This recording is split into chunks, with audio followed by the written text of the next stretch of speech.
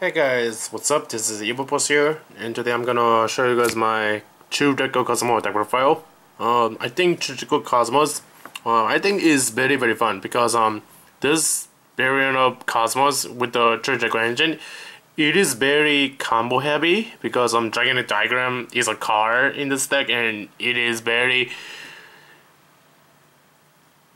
still very legal to play at 3 copies per deck, as well as Masterpiece, which is also legal to play 3 copies per deck, and I don't know why, because Dragon Diagram and Masterpiece, they happen to work very well in this deck because Dragon Diagram can pop your big ships, and the big ships get the floating effects, and with Dragon Diagram you search your Masterpiece, and depending on the cards that you open with, you can have an untargetable big ship and a masterpiece on your side of the field at the same time, and that's like really good because big ship is untargetable, which also floats, and the masterpiece, depending on the card that got attributed, it can be immune to monsters, spells, or traps. Like I like how. Or like I said, I like how this deck is very combo sensitive and also very controlling at the same time, because I'm probably gonna say this more throughout the entire video. Untargetable big ship and the masterpiece at the same time is very quite broken because it makes you so that your side of the board isn't really affected by kaiju so much, because if they kaiju the big ship, well, they have to deal with the masterpiece, and if they kaiju the masterpiece, well, they have to deal with the big ship. So yeah, I like how combo extensive and controlling this deck can become depending on the cards that you open it and the cards that you have in your hand. And yeah, so yeah, without that being said, I'm just gonna get straight down to the deck profile. Alright, so for the big ships, I'm playing 2 Kozmos Dark Planet. I feel like moving on to the new format, I think Dark Planet is really good because this is a 4K untargetable beta that can negate spells, and Dark Hole and Summons got limited, and I feel like stopping those with Dark Planet in this deck is very huge, because pretty much this Kozmos Dark Planet can negate all the ball-wise that's limited in the game pretty much for free, as long as you have Cosmos monsters and you're gonna be as resources to negate spells, because Ragyaki, Draco, and Sunburst, they all get negated by this card's effect. And if not, at worst case scenario, you can pop this up with Diagram and get to a Dark Destroyer from your deck, or at least search it from your deck. The Dark Destroyer with this card's effect, if it get pops with Diagram, and this card, it combos well with Cosmos Tinkan, because that play right there, it gives you access to negate 2 spells during your opponent's turn, or at any stage of the game. So I like Cosmos Dark Planet in the deck. One Dark Calypso, it's like Cosmos Dark Planet, but this card, it negates traps and cannot be targeted by card effects as well. And it's a 3K beta deck. They can negate traps, and this card is Paleozoic's worst nightmare because they literally cannot do anything because it's untargetable and it can negate traps. So yeah, and like with Dark Planet, this card can be popped with Diagram to search for a Dark Destroyer from your deck. So yeah, Eclipse and Dark Planet is very good. Sure, they do not float, but these 2 cards searches your deck for a Dark Destroyer so that you can have access to it that way if they got popped with Diagram. And of course, you have the 1 Dark Destroyer. Eventually, in the nearby future, I can see Dark Destroyer going to 2, not at 3, because if Cosmos Dark Destroyer is at 3 copies, where this deck will be insane. We've all been there during Dimension of Chaos format. Like, this deck with 3 Dark Destroyer was absolutely insane. But in the nearby future, I can see this guy going up to 2, but not at the moment right now, because Cosmos Destroyer is very good because it floats, it destroys monsters, and is untargetable. Like, this guy's insane. You guys know what I'm talking about. Like, if you guys remember during the Cosmos format where this card is at 3 copies, well, Dark Destroyer is broken. Like, yeah. Just a 1 Forerunner. I was thinking about playing 2 Forerunner in the deck, but you gotta I feel like it's gonna get a little cloggy because the Forerunner unlike with Dark Destroyer it really doesn't do much. It's just a untriggerable big beater that gives you line percent just hammer phase, and it floats, but it doesn't really do anything during your turn. So that's why I just put this guy down to 1. I can see putting this card up to 2 copies in the deck in the nearby future though. So yeah, Forerunner, just the 1. Although one actor, it's just a vulnerable ship that can somewhat protect your board by destroying a Kozmos card that you control instead. So yeah, if you have this in Kozmos Town, and if your board happens to get wiped down, well, you can use the Landworker spec to destroy the Kozmos Town, and then get a search. So yeah, Landworker is good for that reason.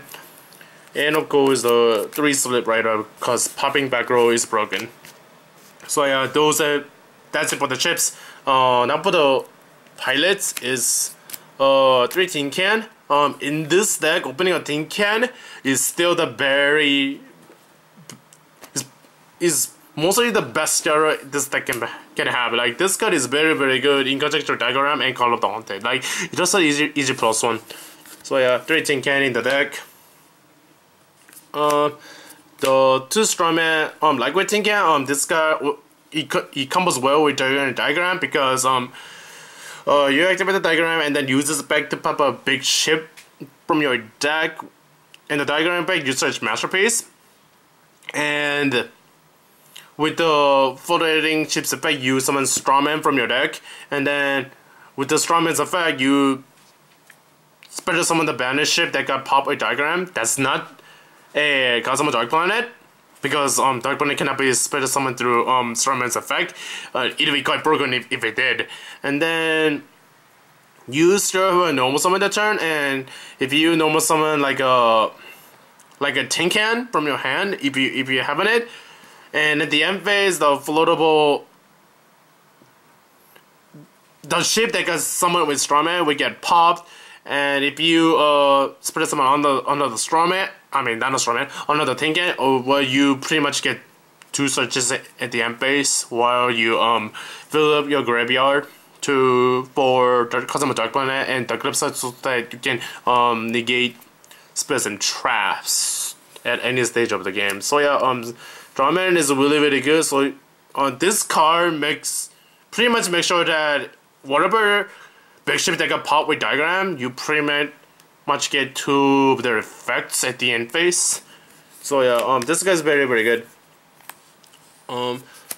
Just the 2 farm guard, cause 1's Anita and 3 is many. I think the 2 farm guard is just fine. 1 Dark Lady, cause negating monster effect is still very good during the no format. And 2 Masterpiece, cause broken, like very broken. This card with the backup by a Dark Destroyer, Dark Eclipse, or even a Kozmos Dark Planet is very good and very hard to break.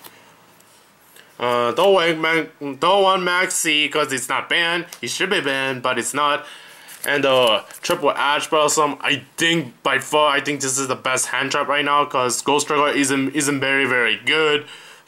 Sure, in the Dragon matchup, Ghost Draco is okay because you can hit the Dragon Diagram, but Ash Blossom, it does so much versus that matchup because he can hit Terraforming, he can hit Heritage, he can hit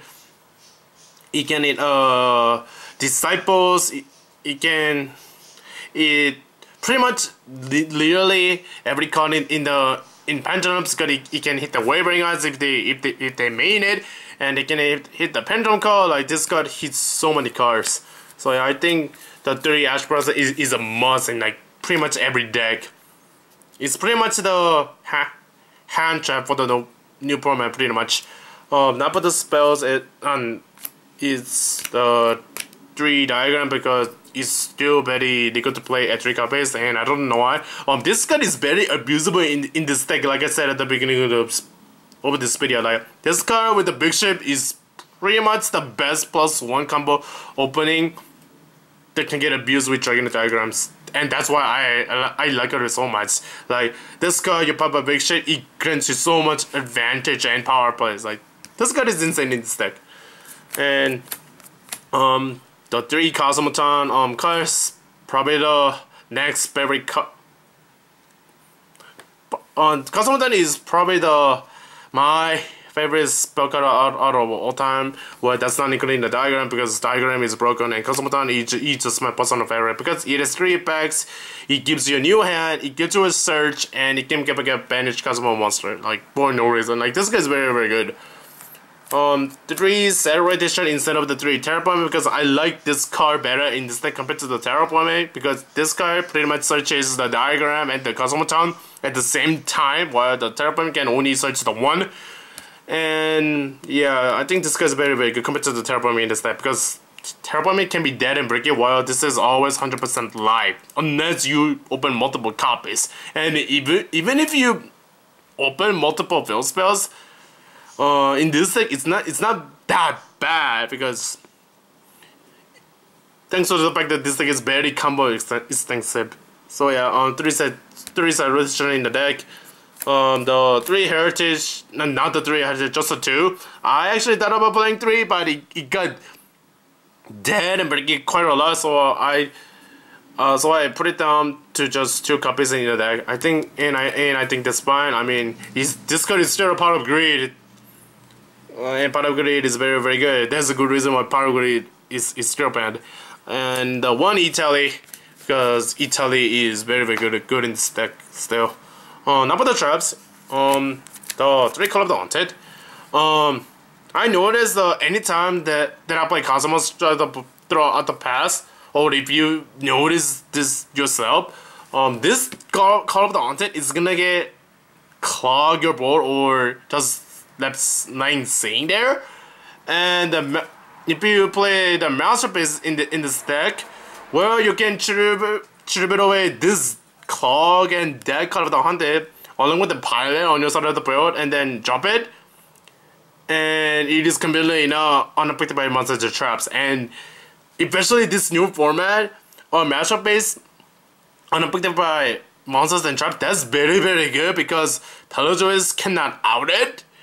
And also, there are many of the deck that cannot deal with the masterpiece that is unaffected by monsters and traps. Well, unless Kaiju, the masterpiece. But like I said, if they have the Kaiju and if you have a big ship and the masterpiece at the same time, well, Kaiju really doesn't really matter because they have to carefully decide what to Kaiju.